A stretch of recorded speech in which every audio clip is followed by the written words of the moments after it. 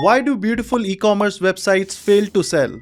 Today, I'm sitting with Lina and we're gonna uncover the truth behind the e-commerce UI UX. From homepage to checkout page, what it takes to improve the sales and drive conversion. Link in the bio, don't miss out. Welcome to another episode of Let's Talk E-commerce. I'm your host Anurag. And if you have observed while shopping online, it felt something is right, something is comfortable, while at the same time there are few occasions wherein you just want to drop and you just want to move out of the browser window. I have more than 15 years of tech experience and 10 plus years of experience building digital e-commerce projects, and personally obsessed with the topic, which is my doctoral research as well, understanding consumer behavior on e-commerce checkout pages. So if you are feeling the same, you are at the right place. And today we are diving deep into the world of e-commerce UI UX and the topic which is personally very close to my heart. Joining me today is Lina, who is e-commerce consultant, an author, investor, and founder of Emerce Consulting. Lina, welcome to Let's Talk E-commerce. Very excited to have you with us and very, very proud and honored to say that we are the first female guest in the podcast. Wow, that is impressive. Yeah, excited Thanks for to have having you. me. So let's set the stage right first. So I want you to, help me understand more about your experience in e-commerce, what you do in general with e-commerce consulting, and also if you can share some light on your experience working with brands, specifically on the UI UX, because that's the topic of the podcast. Yeah, sure. So maybe on the experience, I'm sure we'll dig into some questions later. So maybe I'll just give you a quick intro into me. So I'm Lina Gallagher. For anyone that is in e-commerce or retail in this part of the world, they call me e-commerce queen, Yes. and that comes from 20 years of actually making money online for retailers, for myself. I sold a couple of brands that I own. I advise a number of brands. I work with large enterprises predominantly. So companies called Emerce Consulting. What we do, we come in and we say, do you want to see us or you don't want to see us? Because clients, but we can provide the full package from technology, marketing, operations, full working P&L. So in a nutshell, it's like hiring a chief digital officer with quite a lot of experience in the relevant industry. Outside of that, I have a paid media agency which focuses predominantly on a medium enterprise. And it's traditional Google Meta ads, companies called Kindle. And for the SMEs and the startups, I have a digital academy called EComWave. So if you cannot afford my consultancy services, you can buy the digital courses, which are predominantly exactly what I help the big guys at Emerce.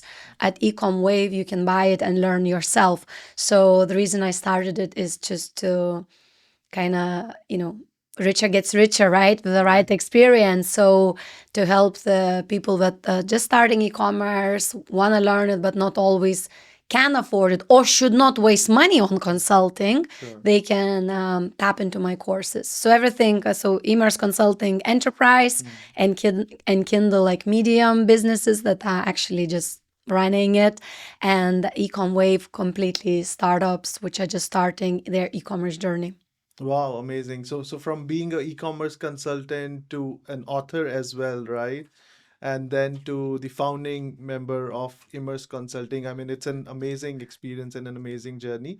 And I'm personally following you from quite some time. It's Oh, been more thank you. than more than 4 years. I moved my base here in Dubai, and since then I've been following you. So Lina, from e-commerce consultant to an author to mentoring few startups and investing as well, and the founding member of Emerce Consulting. You have been consulting a lot of brands, right? You've been talking to a lot of D2C brands in the Middle East, right? And there are a lot Correct. of misconceptions around UI UX in general. So if you could share some insights on what these misconceptions are when brands they think about UI UX. Okay, so just to give a bit of the intro into this, first of all, we all tend to think that you become Jeff Bezos, i.e., millionaire, by just launching a website. Sure. Okay. And when something doesn't go according to your some sort of plan in your head, Yeah. you tend to blame the e-commerce platform. It's not the marketing, it's not the Yeah. product, it's not the team, Yes. it's wrong IT. Okay. And when you think about wrong IT, everyone thinks it's a wrong front end, right? So because Sure. most of us don't understand, Yeah. that you need ERP, that you need the order management system, that you need PIM, etc., etc. So we all tend to associate business success in digital world with a good or bad UX UI. Sure. Okay. Yeah. So that's a first misconception, that we tend to kind of all believe that, oh, I just changed the design, or I will make some tweaks on the website and suddenly I'm back on track to becoming a millionaire overnight. Okay. So that's not the case. So that's number one misconception. Secondly, so it's a good or bad, because sometimes we associate success and failure to the just pure UX UI side. Second, sort of misconception is, and I would say maybe belief, is that we all try to reinvent the wheel because we think that we need to be different. I actually tell all my clients, from the large ones to the small ones, that we as consumers hate change. We are actually very lazy, right? So you trying to get me around the world, on this website or the mobile app or the mobile experience is just annoying me, right? And when you are trying to annoy me, what happens is that I forget that why I came for that product in the first place. Yeah. So the second sort of, I would say, like, belief that we need to be different. We do not need to be different. The bike has been invented. Just follow it. Okay. True.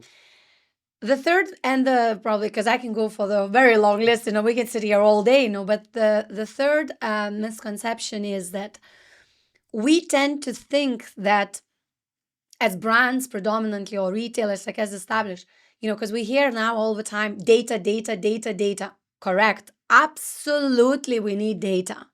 But checkout is the wrong place to collect that data, right? I also want to know your birthday. Who wouldn't? Yeah. I want to give you points. I also want you to sign up to my loyalty scheme. Who wouldn't? But checkout is the wrong place.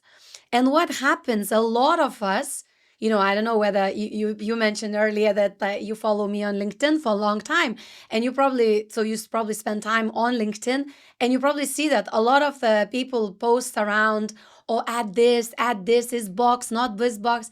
And my comment all the time is to the brands, because they come to me like with all these million questions, with assumptions on the UX UI, and I say, checkout is actually not the place to ask, because every single box, every single step is an opportunity to drop. Why would you drop? Not because you don't love the product, but you would drop because someone will call you. You're on the phone, most likely, like checking out. You will get the WhatsApp sent to you, okay? So we get distracted all the time. Absolutely. So all these extra steps, it's actually affecting the business really like severely. So if you want any data, which I am a big fan of the data collection, and my God, like if if I could, I would collect everyone's birthdays, but collect after. Very, very few brands actually think about post order. Yeah. Like order confirmation page, first of all, they're on the redirection, and secondly, what they will do after it, from the email experience to the delivery updates, X, Y, and Z. So like I would say, like that third sort of misconception is that we all tend to think that, well, there was never ever a place to collect this data, but now you are already like kind of my customer. Why don't I get, everything I could from you? And I'm actually that's why I'm a big fan of Shopify, because I'm trying to tell them, like, thank goodness, they're not allowing you to edit the checkout page. Yeah. Because if you give people freedom to do whatever they want, we end up with 10-step checkouts. Yeah. And then believe me, I've been doing e-commerce 20 years. And when Shopify actually claims that, they're like 20% better conversion, I actually, I work with, I'm not affiliated with any way with Shopify, but I can really say it 100%. It doesn't work, that checkout for people, like I had maybe 6-7 successful e-commerce exits. So now, through experience, maybe I would not be collecting unnecessary information. So then I can make a custom checkout. Yeah. But majority of us are not, we're not ready for it. So that's a third, sort of misconception on the UX UI, that solving data problem and inability to collect upfront through the checkout and through the basically making UX, like user experience journey, very cluttered. Yeah, I mean, I can't agree more because just for your information, I did a doctoral research on understanding consumer behavior on the checkout pages. Oh, wow. Yeah, and one of the Nice. biggest learnings that I had is the maximum abandonment happens on the checkout, and it's majorly due to the hesitation, which leads to ultimately consumer either going through the purchase or dropping the purchase. We'll come to the checkout part a little later. The second takeaway from this point is the fact that you want people to keep it straightforward, simple, and you don't want brands to reinvent the whole wheel. I mean, I completely agree on that part as well. But I've seen a lot of brands going the prettier way rather than being going the profitability Correct. side of the UX. And I've seen a lot of beautiful websites falling apart and some very, very straightforward, simplistic websites doing amazing, right? So when it comes to pretty versus profitable, what are the common mistakes that you think a brand does, and what is your suggestion to such brands who want to make like beautiful, amazing, good looking websites, but they have nothing at the core? Okay, so like I started the last question with a bit of the intro. So this one is when you say pretty, like let's define what is the pretty for most of us is, because maybe we're not aligned even on that. So pretty, most of the time you could achieve with incredible visuals. Sure. Okay, so even if we all love spending money on brand books, the font and the color combination, that is important, but the website will be super cool and super pretty if it has a lot of like assets in terms of videos, photos, like very different, like very aligned, maybe great models, X, Y, and Z, lifestyle shots. Okay. So at the core, the site is actually very simple, but because we load with all these like visuals in terms of the photos, we tend to think it's pretty. Yeah. Now, and that would be, and and it does work, and it will have the wow effect. But as I tell to all my clients, I'm like, first of all, did you just apply the same picture as you used it for Sheikh Zayed Road advert, right? So you making it pretty completely destroys the speed. Yeah. Okay, when it destroys the speed, we like buy Chanel bags in this country in 2 hours. Gucci latest, you go on Unas, why, like people shop there. So basically we buy luxury watches, diamonds. I have a client, we sell like sets, $100,000 online, and they buy it in 2-hour delivery. Do you know what I mean? Yeah. So imagine if we're willing to buy a $100,000 diamond set or like an engagement ring, and just because it's 2-hour delivery, how impatient we all as consumers are. Yeah. So if we are ready to go for the brand that delivers fast, we're definitely not gonna sit on a website that it's beautiful but loads 10 minutes, right? And that's why it becomes like pretty does not mean what customer wants. So I always say we need to go as pretty as it matches the speed. Okay. Sure. So if you can find me photos which is optimized for the website, I am the first in the list to say load it, because I understand how much the visual effect has. Like on a product, if you have a good photo of the product, video, tutorials, anything, it is really important, but not at the expense of the speed.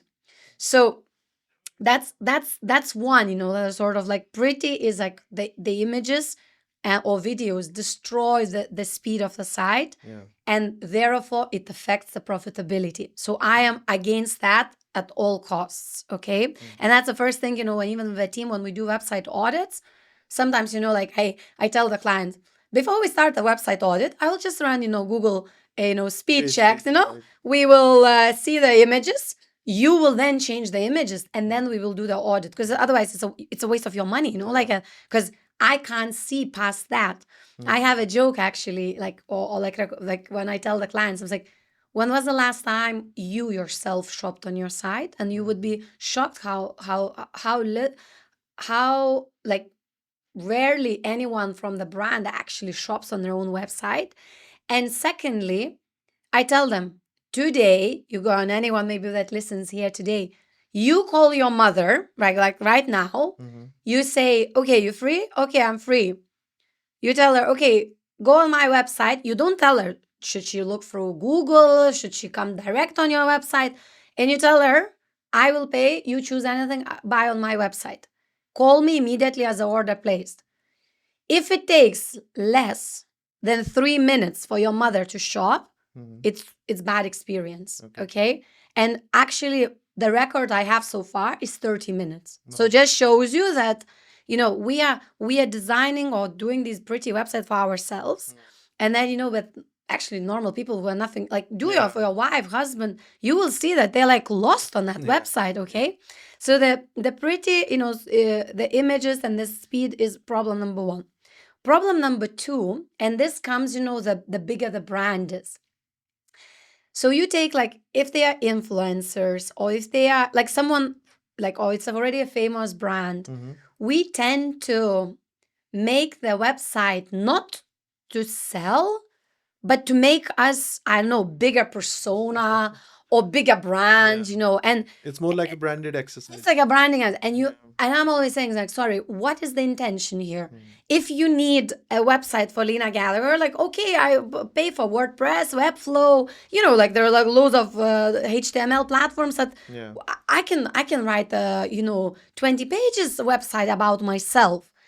But e-commerce site is not the place to make myself more famous, like to make the founder more famous, or to make the brand, like, and they're like, oh no, we need to show every store, we need to show every single PR article, we need to.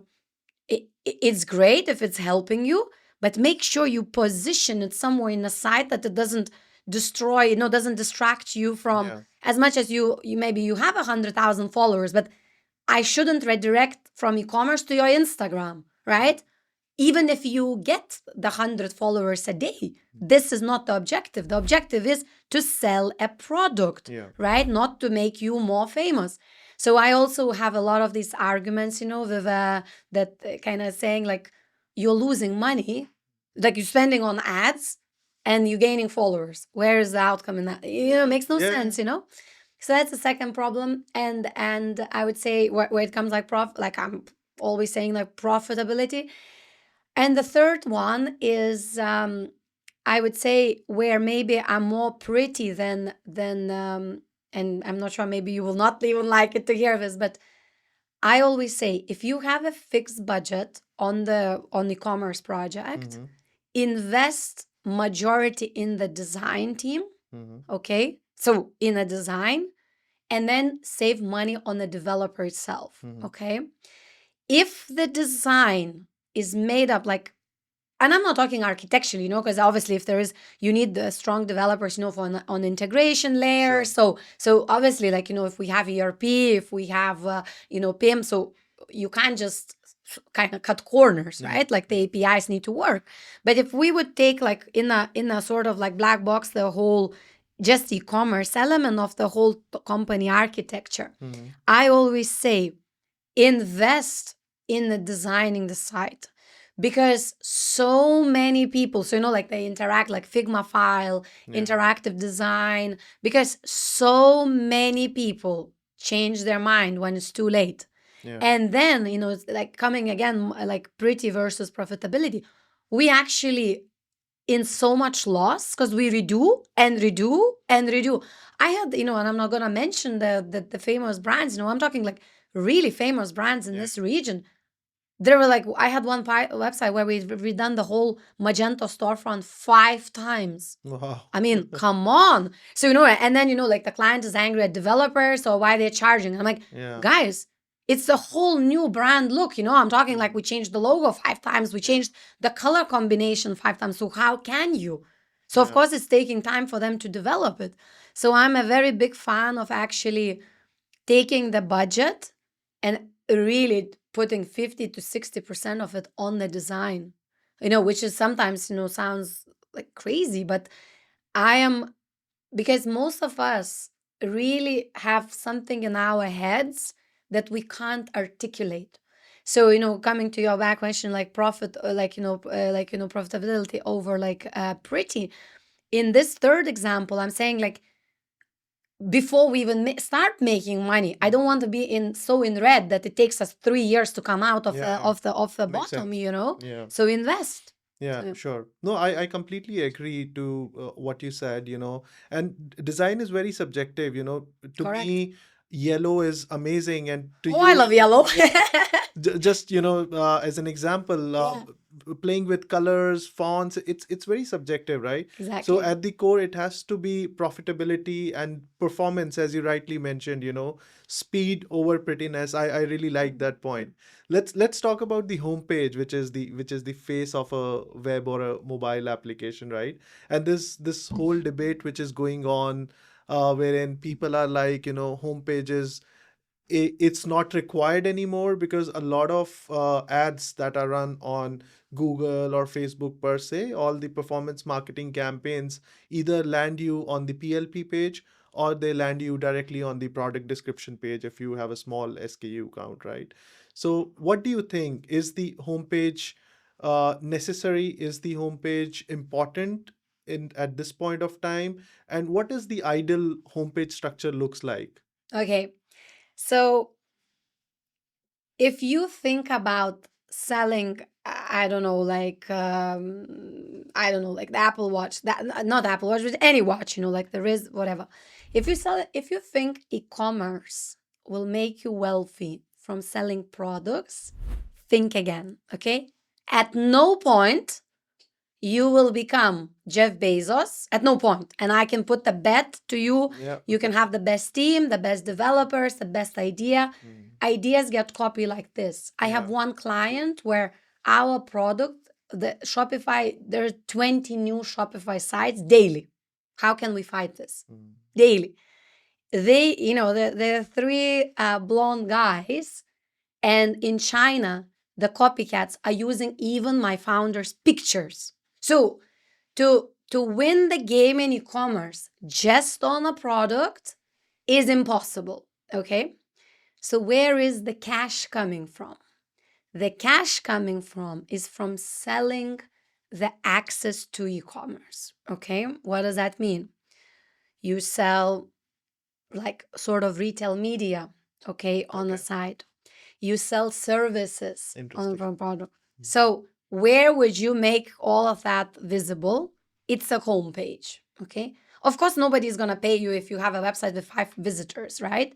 So, but talking about the brands that you're probably mentioning, where they kind of like getting like thousands and thousands sessions a day, okay, and probably as you rightly pointed through catalog ads, kind of they come in directly to the product. Yeah. But if you want to monetize and actually start making real money, you need to start thinking how this whole website with this traffic at each session has to drive you revenue. Okay. And in order for that to work, you need a homepage which is monetized. Okay. So you mean something like AdSense? What Google Yeah, but does on a lot not of not the Google websites? type of ads, not the banners, the flashing, So it's more like like a branding from a brand perspective, yeah. So for talking to. example, like let's say you're selling this jacket, okay? Like you sell this jacket, but you don't sell shoes, okay? Well, who is forbidding you to have the banner of like the jacket and the shoes? And then it Okay? takes you to a different It website? doesn't have to take you anywhere. No, Okay. it doesn't take you anywhere. Okay. But for the brand that the shoes you are using, they pay you to advertise on your banner. Okay, that has to be very nicely done, because we're not opening another market, which is like, like Timu, with million spin the wheels sort of thing, right? So that's number one. If you're a distributor, which most of the brands here are, they they can have like they have 3, 4, 5 brands, that can nicely come in. Like you will say, oh, win a spa, look like a spa, kind of like experience. So this spa is paying for that because it's the same consumer. Do you know what I mean? You sell jackets, but Lina also needs to wash the hair. So how can we make it? Is this easy? It's not easy. So if it would be so easy, like we would probably not be having a podcast, but be, running 100 e-commerce stores, in a minute. But that's where the cash comes from, okay? So homepage is number one requirement if you want to make e-commerce to have multiple streams of like revenue. Sure. Okay. So that's one. Number two, homepage is needed for, to give attention to the products. 99.9 brands here, if you, and I give you do a trick with your clients or like a test, go and ask them what's the top 10 most viewed products last week. Not purchased, most viewed. I bet you right now they would not know. Of course. I bet you. So that's all wrong. How can you be selling if you don't know what they're looking at? Now imagine in Dubai Mall, you walk in the store and in the windows, there are products that nobody ever asks to try in the changing room. Like it just does. It's impossible even to think about it. That something will be in the windows that is not wanted. Okay, so this is like the same thing. The minute not clients, but like all like retailers, the minute they actually start analyzing what is being viewed, what is being added, and what is being purchased, the homepage gains the whole new meaning that you then say, okay, my top 10 most purchased is this jacket, these trousers, and these shoes, okay? But these 3 items never made it into top viewed, okay? So now you ask yourself, what would happen if I give this jacket attention on the homepage, right? So it would give through the banners, through the carousels, through, there are other places to give, you could say you may also like, buy the look, but that's a lot harder. So the only place to kind of give that sort of attention is the homepage, because nobody judges you that, oh, I'm looking at earrings, she's selling me shoes. You may also like what? Because on the homepage is a free flow. Today you can have a shoe week. Tomorrow you could have a jackets week. Day later you could have a Black Friday, on it. Sure. So like this homepage, it's this required for the visual merchandising. If you look at data, like the issue is that, to come to your question, for the brands that are not looking for data, they might as well not have a homepage. Do you know what I mean? But the right way of doing e-commerce, you should have it, because that's the place to kind of like give that attention. And then finally, sort of as you ask, so what are the elements on a homepage that are absolutely needed? So it depends, so single brand or multi-brand store. Sure. Okay. So if we look at the multi-brand stores, number one, everyone wants to know delivery. Like it needs to be very clearly communicated. So whether it's a banner, whether it's like, like mini icons, like USP sort of thing. Second thing, categories. You might say, oh, but everyone can check the menu. But the menu sometimes is overwhelming, and customers on the mobile phones. So categories, sort of, whether it's a shop jackets, shop trousers, shop shoes, shop, I don't know, organic, or shop, I don't know, milk, whatever. Categories are super, super important, on a multi-brand website. The traditional, so obviously the banners, because as I keep saying, don't reinvent, because consumers sometimes look at the banners because they want to know what's the latest in your brand. And then the two elements that I always encourage on a multi-brand, if you have a sale, put it on the homepage. Okay. And if you bring new arrivals every single week, make sure you update that carousel every single week on it. And then as you scroll down, but only 20% of consumers actually scroll down. So majority actually don't scroll past 3 scrolls. But if you want to go all the way out, so then towards the second half of the homepage, you shouldn't have products. You should probably pitch the about us, but in a nice way, like a small one. You should pitch subscription, so it's important to subscribe to get like 10%, like the subscription box. You should have like an Instagram thing, because that always gives like that, because we as consumers tend to, trust is a big issue, and for some reason we trust social media more than anyone else. So when they click on this Instagram, especially if you have good number of followers, it gives that, oh, they are real deal, this is a real brand. So it's important. But honestly, to end this thing, there's no right or wrong answer for the multi-brand. I always encourage A/B test it. Sure. All clients I work with, I actually have my team even analyzes Microsoft Clarity, to kind of see what they looking, what are they clicking, how are they looking, X, Y, and Z. So that's on a multi-brand. On a single brand website, number one that you need to accept is that nobody likes buying your product on a single brand website. Okay. So what does that mean is that very rarely you would go and buy a cream from the brand's website itself. Very rarely you would buy, sort of, I don't know, something for your kid's school, on a single app. Or very rarely you will go to the Pastas FMCG brand's website and buy a product. So that means the single brand websites, it's all, if consumers are coming to you, that means they really got disappointed because they bought your product on Amazon or somewhere. Okay. And that's number one. Maybe second, they actually know, specifically in beauty brands, they might have skincare issues. So they're like, I don't want to even risk it. So for the single brand, all the trust signs, so whether it's the reviews that you have, like, Trustpilot, like you say, like 1,000 Trustpilot reviews. So all the reviews, as many, if you work with influencers, all these like videos, collaboration on the homepage. Direct, like, sort of guarantees that it's like scientifically proven. Okay. If you have FMCG brand, like sort of like recipes to inspire them, on it. So it's kind of mixing the product plus a bit of the story, like what to do with that product, whether from the routine to how to clean it, how to use it, X, Y, and Z. Okay. And mix up with user-generated content. User-generated content, very, very, very important. And on final thing on a single brand, immediately you have to position your brand for the B2B distribution. So it has to be a section somewhere like easily visible, like that. If you're in salons, it's salons. If you're on retail shelves, where is it? Like kind of like, don't try to be just D2C, and I'm D2C.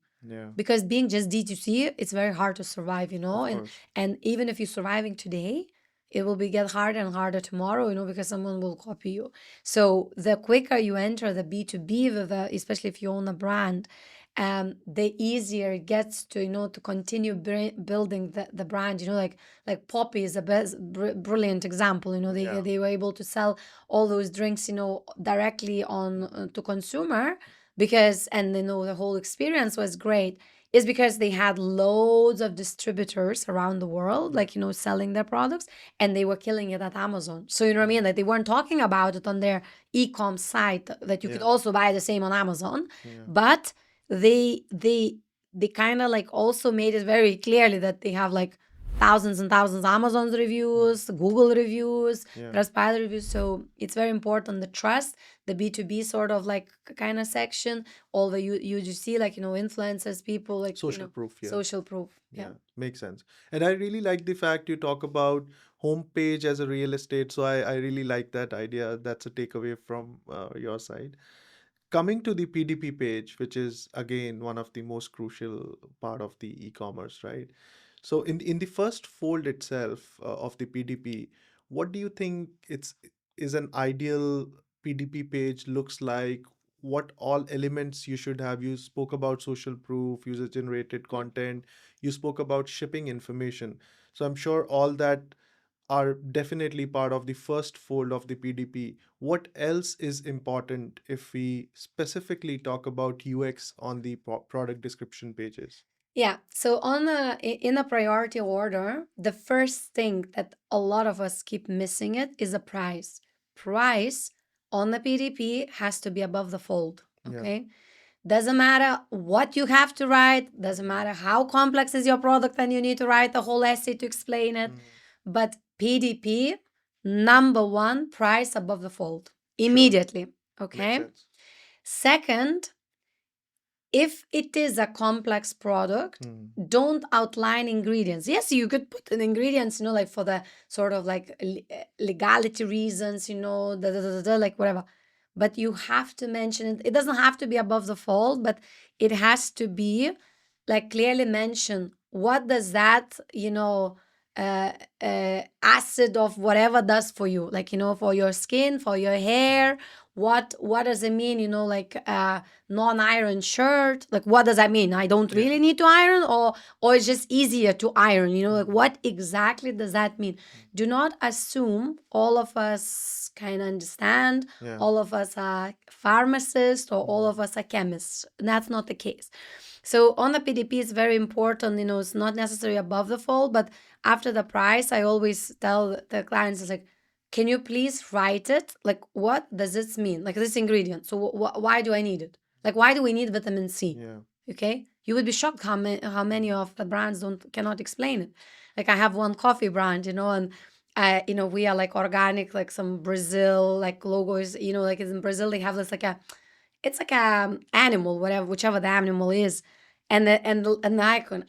So I'm sitting and, with like maybe 10 really senior people. And I was like, can someone explain to me what does this logo mean? Not one person can explain. Okay. So I'm like, okay, so we're selling a product which apparently is doing something, blah, blah, and we can't even explain it. Do you know what I mean? So it's super, super important to explain the ingredients in the human language. It doesn't need to be complicated. And if that means that you don't need, like, it's just a thick ball, like water. Okay, like what do we need? Like, maybe each product has to be water, right? So you don't need to outline each, because consumers, like, don't confuse them. But above the fold is coming back. So that's a second thing which is important, but doesn't have to be like above the fold, but needs to be explained, What's another above the fold? If you have reviews, immediately has to be above the fold. Okay. So review, not all the reviews, but like the stars, which you can clearly click. And if you don't do this, consumers go to Amazon to look for reviews, and then they will come back to your website to buy it. But they will leave the site to check the reviews. So don't give them the reason to leave it. Do you know what I mean? So reviews, above the fold. And then the title, like if it is size driven product, like large, small, medium, 12, 40, whatever, mention the size. Okay. Mention in the title, if it's like 3 bottles is 3 bottles. Don't let them guess it. If it is like 200 diapers, mention is 200 diapers, because otherwise they start dividing, start looking, like they get lost, about it. And then so like a very clear title, not, don't make it like exquisite shampoo, like don't make fancy. Consumers don't like this. So simple title, but very clear explanation on the size, or if it is, if they can select the size from the same product, then it's different. But if this is like a toothpaste of 3 units, like mention it. Okay. So size, reviews, price, and doesn't have to be necessary above the fold, but straight after the price, the delivery information needs to be mentioned, and returns information. Okay. So some of us sometimes think that, we will trick them, and it's okay, like it's, I see day in and day out where we trick you into buying, and then we don't take returns, or only exchanges X, Y, and Z, or you have to pay for the return. Okay. but mark my word, they will never ever come back for the second order. So it's better not to like take the first order than have it them like Sure. mouthing about your brand. Yeah. This is one of the key reasons. And then what sometimes happens, they drop it in the checkout. Okay. So again, it's not especially if you're selling a product you trust, you believe it's a good product. Don't give them the reasons to drop or badmouth you after the experience X, Y, and Z. So delivery and returns, because in this part of the world we are really like leading, I would say, globally when it comes to delivery speed experience. Of course. I really agree to all what you said, but I think you missed the product images part itself. So Yes, I was thinking, and then I mentioned that. Yeah.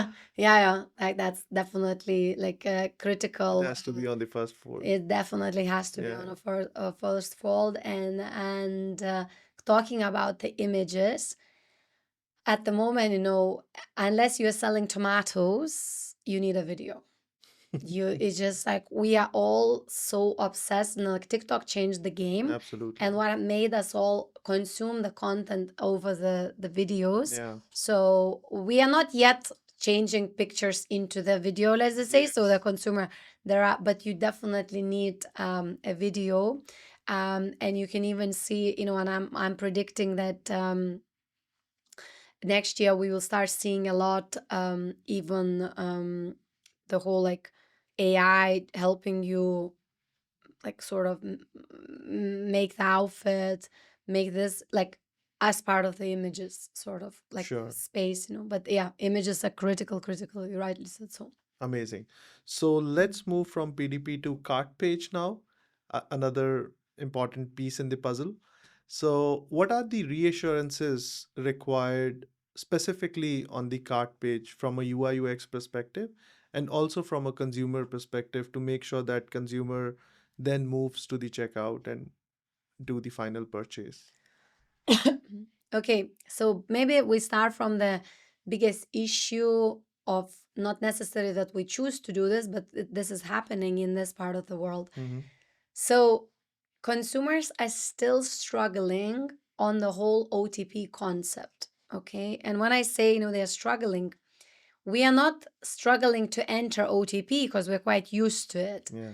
But we are struggling with the concept of redirection to enter OTP. Okay. And sometimes those redirections don't work. So when they don't work, consumers just don't know and they assume the order got placed. They assume, okay? So what you will stand to see then a couple of days later, they're asking you where's their order, So the whole, I would say definitely the big transformation, iframe was the first thing that we came, but it's still in this part of the world, like not many embracing it. And so in general, payment side of the checkout, it's big, like up for a big change. And when people ask me, do I think all of us will be shopping on ChatGPT tomorrow? No, I don't think so. We will be shopping on ChatGPT anytime soon, to tell you the truth. And because it's not because the ChatGPT is not moving that direction. It's actually pretty cool if you tried it. But we just don't trust. We don't trust yet the brands, the retailers, that they will fulfill our order if we buy somewhere else. Yeah. Okay. So that's why, we probably will not go on ChatGPT anytime soon. But what is gonna force people to switch to ChatGPT like shopping is that because the payment side is so much smoother, it is really, really easy. So that's the first thing that retailers need to be super careful. And I always recommend, like generally like you start on Monday, every Monday morning you open the payment side system and you check every single failed order for what is the reason, the failure. Okay. And then you try to recover it. You call the customer, you apologize maybe, because it most likely it's your fault. Okay. So payment, I would say there's no solution yet because most of the payment providers don't support like iframe and X, Y, and Z doesn't have don't have like Shopify integrations. Like so, there are a lot of issues, you know. So Yeah. still Still evolving. Yeah. evolving and long way to go. But that's number one reason why most of us abandon the checkout. Second biggest reason is delivery. Hmm. So paying like payment on like the information that they have to pay for delivery, if it wasn't clearly communicated, it's a second biggest reason why everyone drops. Okay. And like I have brands and retailers that I work with, they're like, but we are mentioning everywhere, Lena. I Hmm. said, well, it's not visible enough, because like that's the reason they are dropping it. And the best way to test it, if you're still not sure, do a abandoned cart flow. Instead of giving the discount on the flow on a abandoned cart, give a discount for free delivery, so the code for delivery, and you Yeah. will see like immediate uplift. Yeah. So what that proves you is that it is a delivery that made them drop. Of Okay. course. So the delivery information is really like key reason why people drop it.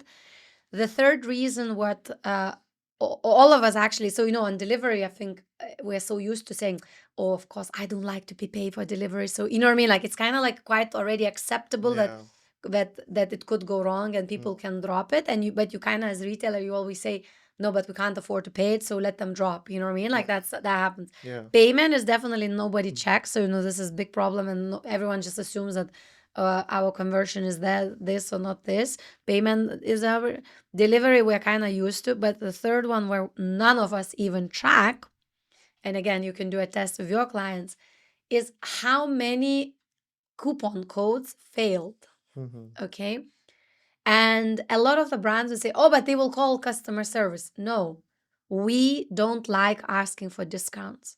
Consumer behavior, like consumers don't like admitting that they need a code. Okay. Yeah. One of the reasons they don't shop in your store and they shop online, because they do want to use the coupon code. Yeah. Okay. So when they want to use that coupon code and it doesn't work, it's one of the reasons why they abandon the cart. Now you might say, "Oh, how could it not work?" You would be surprised how many of us like have expired coupons all over the internet, okay, flying around. Mhm. How many of these random websites, like coupon Yeah. websites, actually put our coupon codes, which don't work. Mm. It's retailers' responsibility to start cleaning it all Yes. up because that affects your customer journey, you Makes know. sense. Makes sense. Yeah. So you spoke about hesitation on the cart page. You spoke about delivery timings. You spoke about payment methods. Now, let's say I got my answers on the cart page, and now I have to do the final click, which is the checkout, right? And then on checkout, also, there are, as you mentioned, multiple boxes. Every box is important and it has to be minimalistic. And that is where you mentioned that, Shopify is leading from the front because they have a standard checkout UX, and it is, pretty comfortable with all the audience out there to use the standard Shopify checkout, right? But let's talk about payment methods on the checkout page. Mm-hmm. Specifically in this part of the world where people are used to options like buy now, pay later from Tabby Tamara, and then there is cash on delivery, then there is e-wallets, and then there is cards, and again in cards you have MADA for Saudi, for example, and then you have Visa, MasterCard for other countries, and there are a lot of other payment methods which are auxiliary payment methods like loyalty programs, for example, right? So all of that combined together then becomes one block for the payment methods, right? So if you have to prioritize the payment methods based on the preferences of the customers, how does that ideal payment block would look like on the checkout page? Yeah, so obviously the Visa Mastercard would come first, and look, the reality here is that all of us need to offer buy now pay later, like Tabi and Tamara, and you would be shocked, but I've done a number of tests, a lot of A/B tests, and a lot of user interviews, and I can honestly say that people that use these Tabis and Tamaras Mhm. are not the ones who cannot afford the full priced items. Okay, which is Okay. like, most of the retailers actually integrated a couple of years ago, thinking that, Mhm. oh well, I'm buying a TV, I can split the payment in it. Okay, Yeah. you would be shocked that most of those customers all have credit cards, because actually to get Tabi and Tamara is quite difficult as a card. So what's then to happen, and now less than before, but when they started, like a lot of the Tabi and Tamara transactions would fail, and then you would lose actually the whole order Yeah. altogether, because their order, like they don't have money in their Tabi and Tamara. It's export, like It's a failed the verification. verification There are and multiple. yes, and the limit on the transaction, or like Mhm. there are a lot of restrictions on that. You see what I'm saying? So, but we as consumers want to see it, so if you give that option, they will go for it, and actually the people that go for it are the ones who probably shopped with you full time, and never even had an issue with it. Okay, Mhm. so now the big conversation is, and even if I'm a big fan of both of the buy now pay later sort of providers, but the conversation is, should we restrict, to the point that only above certain amount, because the percentage is really high. Yeah. So for me as a, let's say, retailer, like every percent is like it's a margin. Yeah. We're not in the sort of High like margin game. fintech Yeah. high margin, like kind of, oh, we are just on 100% margin, so let's like I don't Yes. have that margin, Sure. like the payment gateway is already expensive, and I'm negotiating for every half of a decimal, you know what I mean, Yeah. like sort of just to give me a discount on the volume that makes a Yeah. difference. Also, so uh, what we noticed is that I start putting a lot of restrictions on it this year. Mhm. I'm not a fan of those restrictions, but that's what we have to do it, to kind of prevent the small orders. And now, specifically in the UAE, so for anyone that listens outside the UAE, but for the UAE consumer, Tabi card, if you have Tabi, you have Tabi card. So no, I don't longer need to take your Tabi. Yeah. You just pay with your Tabi card. Yeah. You know what I mean? And Makes then sense. that means, like I'm on Tabi, like a proper credit card, like percentage. Do you know what I mean? Yeah. Because that's a Visa card. Yeah. So it's important to have it, because part of it shows that you are like a real company, these brands, because like there's this rumor that you have to be UAE registered in order Yeah. to have a Tabi and Tamar, so Yeah. consumers, they read, they hear, they like, then they assume. If you are kind of in the Middle East, it's in Saudi, absolutely mother Mandatory. it's a must. Yeah. And again, it's not because it works really well, it's Mm. the magic, but it's because, like you get credit back. So Yeah. consumers, so it's like, you fly Emirates because of the points. You Yeah. you don't just, if there are two flights at the same time, similar price, you would always pay premium for Emirates because you're getting the miles. Yeah. So it's the same here, like Mamada, they're so used to it. They get nothing from MasterCard and Visa. Well, they get back from the government cash back for using the card. So I would also use it, right? Yeah. So, and then they get actually quite disappointed if you as a company don't offer. They're like, how could you? Like Yeah. you're Yeah. doing business in you Saudi, and you You don't don't have understand balance. what's going on here. So that's a different story to the buy now pay later. That is like absolutely number one probably on the checkout, and then the credit cards. And now interesting conversation is probably on the cash on delivery. Mhm. Is definitely in a huge decline. So I Yeah. started my business year, I don't know, like 2015, 14, whatever. So until COVID, it was a must. Mhm. Now it's in a huge decline. Yeah. And honestly, I don't have any client where cash on delivery is for free. We charge everywhere. Interesting. We only client I have where probably COD is an option still, like for free, is because we don't have maybe control of our stock. Okay. So sometimes, they're like, oh, this one we will deliver, you pay now. Mm. This one in 2 months, Mm. like so it's kind of like we don't want to kind of process the card payment, and then like you refund you and all this, because like stock is not really what's on the website. So again, it's not the right experience on the site. But in general, COD is everywhere, at least 5 dirhams, 10 dirhams paid. Sure. So, What about e-wallets? so eWallets, it's a perfect, if you can communicate the Mhm. benefit of fast refund into the e-wallet, and your e-wallet does not expire, which 99.9 expires after 12 months, Yeah. it works. Consumers are actually quite okay to get refunds in e-wallet. Okay. Sure.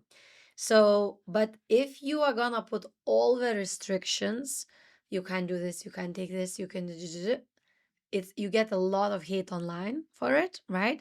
So the e-wallet is worth considering if you can communicate refund policy very clearly and it's Yeah. fast into the e-wallet. If you can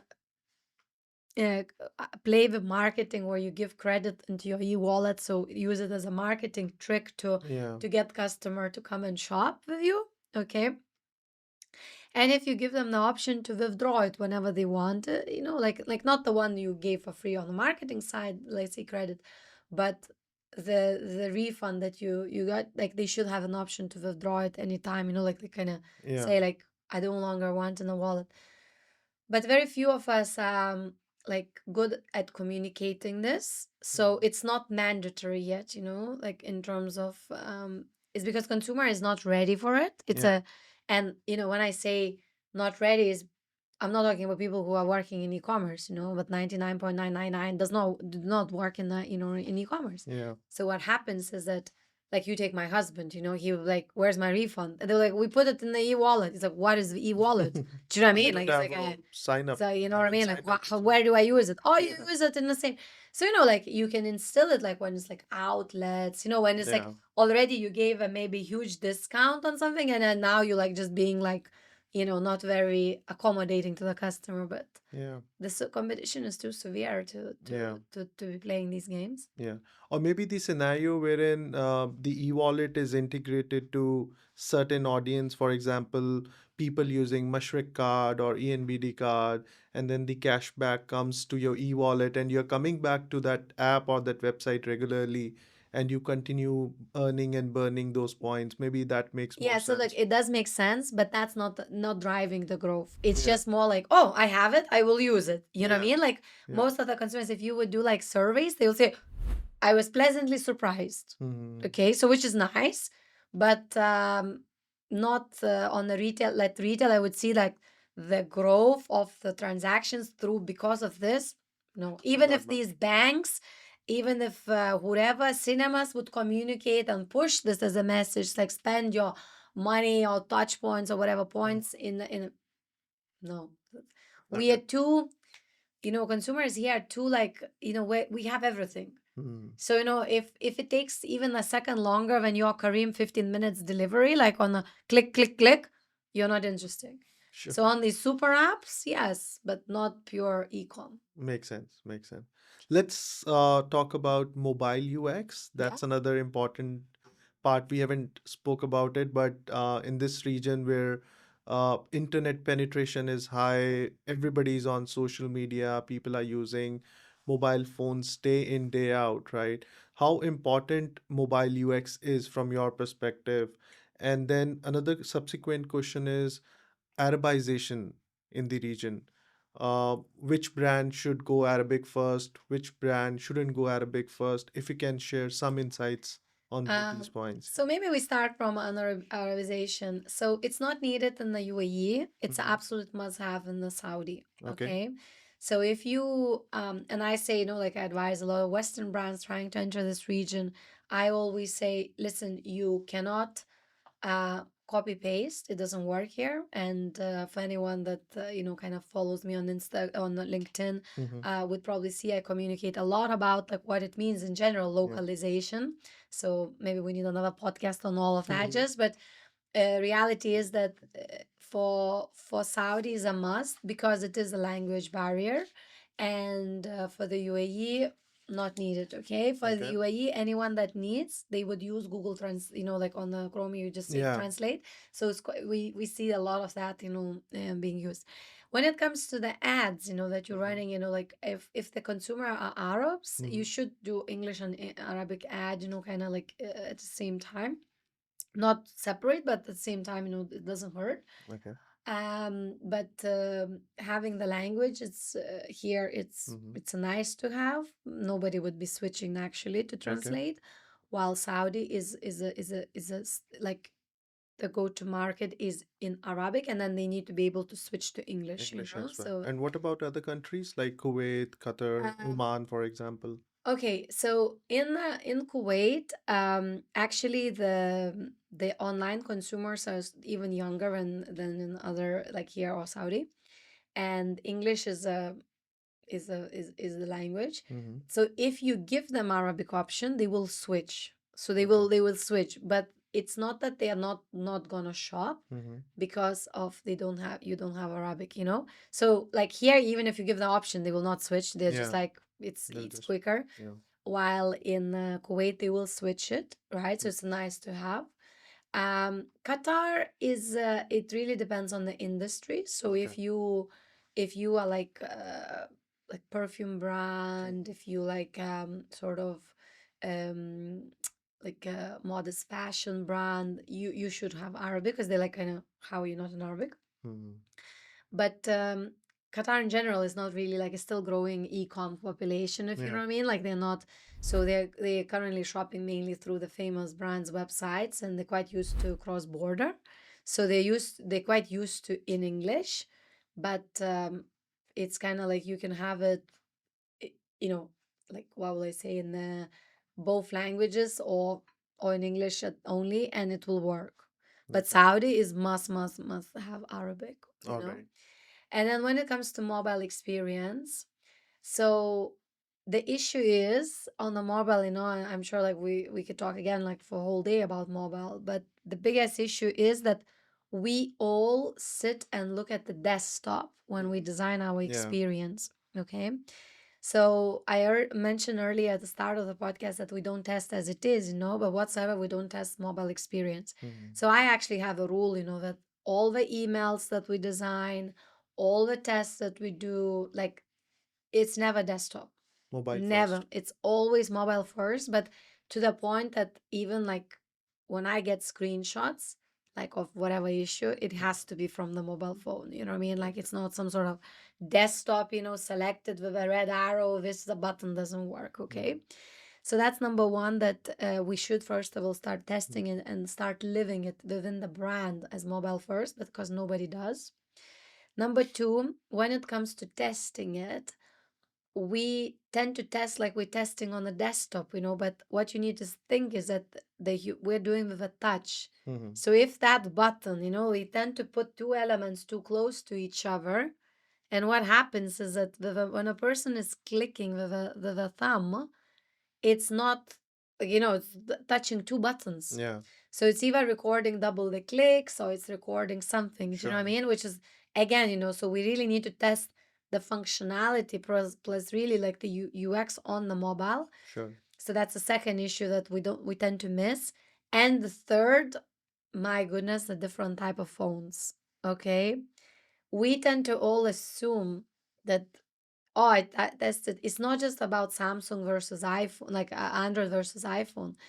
It's honestly is like Samsung, this, Huawei, this, like all these phones Yeah. have to be tested. Of And course. it's okay not to do for the go live, or like, but you need to at least say, like, so I have a rule that I have a phones which require monthly tests, Mm-hmm. and I have a phones which quarter, and my phones which are every 6 months. But it still needs to be tested. Sure. And it is very painful, but what to do, That's the only way to uh, analyzing through Google Analytics, kind of makes you realize that, oh, I see a lot of drops on this specific phone. Looking at Microsoft Clarity, like if someone is 15 minutes in a session, you're like, what are they doing, Yeah. specific phone, so that gives you like some ideas where to start, but you must do it. Sure. So testing is critical. Yeah. And from a mobility testing standpoint, we use some automated softwares which gives you different screen resolutions, and then this whole suite of different mobile phones, right, from all the iPhone versions to Android and then to Huawei. But still, somehow, these tools are not doing enough. You still need those physical devices to test it because mobile has to be I'm fast. glad you said, like that they don't, because I was like, oh, what if he says, they're the best?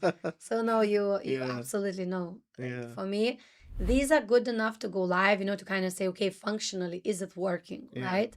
But not look and feel, So like, the press, you physically need to see how so like the carousels, are they smooth? Do they like go smooth?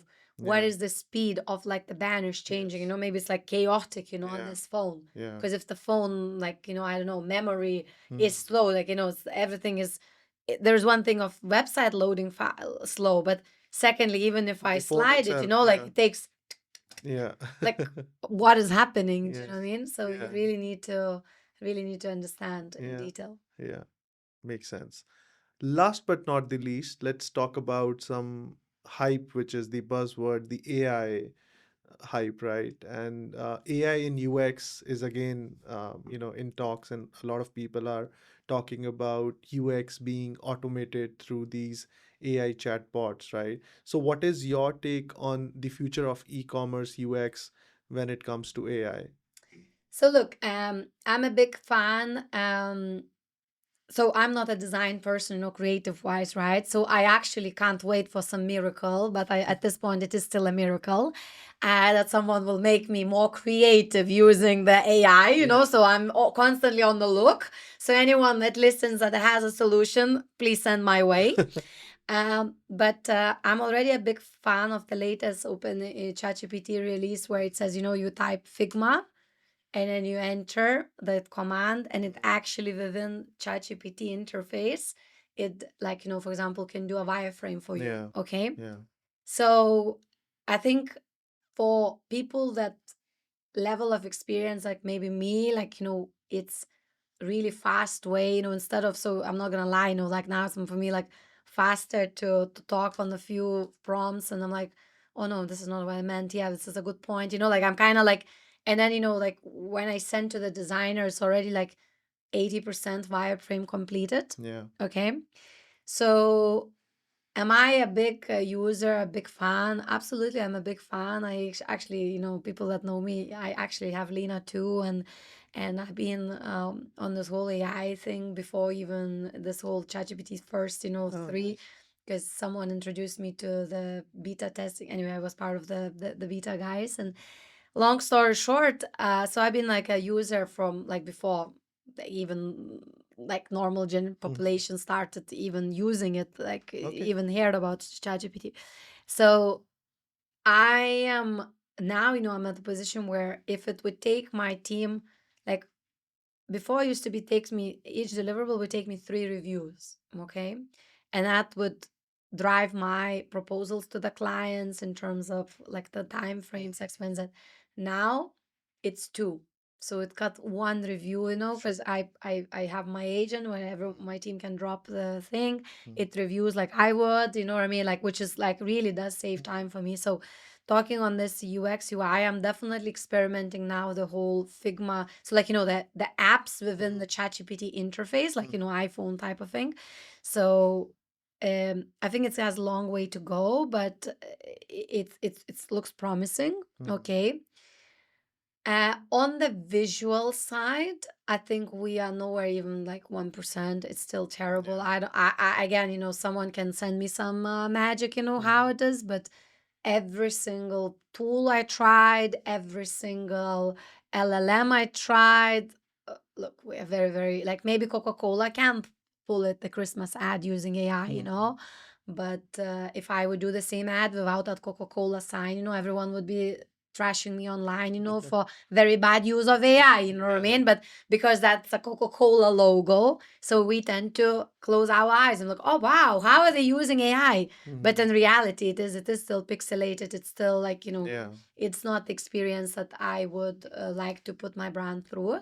Um, So I definitely think the wireframing will get easier. I think it will get a lot faster whenever you as a client, sort of start talking with your, because sometimes clients cannot really explain what they want themselves. Yeah. So we would be able to pretty much type all in the prompt and live show you, like, is that what you know what I mean? So I feel like we would reduce this whole time it takes to actually understand your idea in the first place. So I'm excited about that for sure, and I think next year we'll see a big advancements in that space. Mhm. But it would be more like wireframing this, and then I think we would skip the concept design, if you like. And then what's gonna happen, we'll start using for sure a lot more AI on do the website audits, the testing, Sure. which we're not doing at the moment at all. Yeah. Like, I haven't met one person who say, "Oh wow, I've done it." So I really hope that the society heads that way where we use the AI to do like the test, the capture, like bit like automate test, and also say like where are the mistakes on the UX front, Yeah. which Yeah. we're not doing it now because now we are all focused too much on the pretty. Yeah, yeah. So according to you, it's more like quicker testing, usability testing and stuff, and then quick POCs and some basic prototyping is where we are as of today, Yeah, but a long way to go when it comes to designing, creativity and stuff. very long way to go. A Amazing. very long way to go. Yeah, yeah, I agree to that. And that brings me to the last part of the podcast, which is rapid fire round. Oh wow. So, yeah, so I'll ask you some quick questions. You have to answer it quickly. So the first one is guest checkout or forced login, Guest checkout. and why? Because you can always get them to log in through offering free gift. You can get them to get the money in the bank because nowadays not many of the consumers giving that money. Makes sense. Apple Pay or credit card, debit card options. In this region, Apple Pay. All right. Light mode or dark mode. Light. WhatsApp support or AI chatbot. 100% WhatsApp support. We can do the whole podcast about just how important WhatsApp in this region is. Okay. Local language or English first English first. for the UAE. For the UAE, yeah. Minimalistic design or content rich storytelling. Depending on the brand, luxury 100% needs to very have a strong storytelling because you need to convince why would someone have to pay 10x than this. But for 90% of the e-com brands, minimalistic.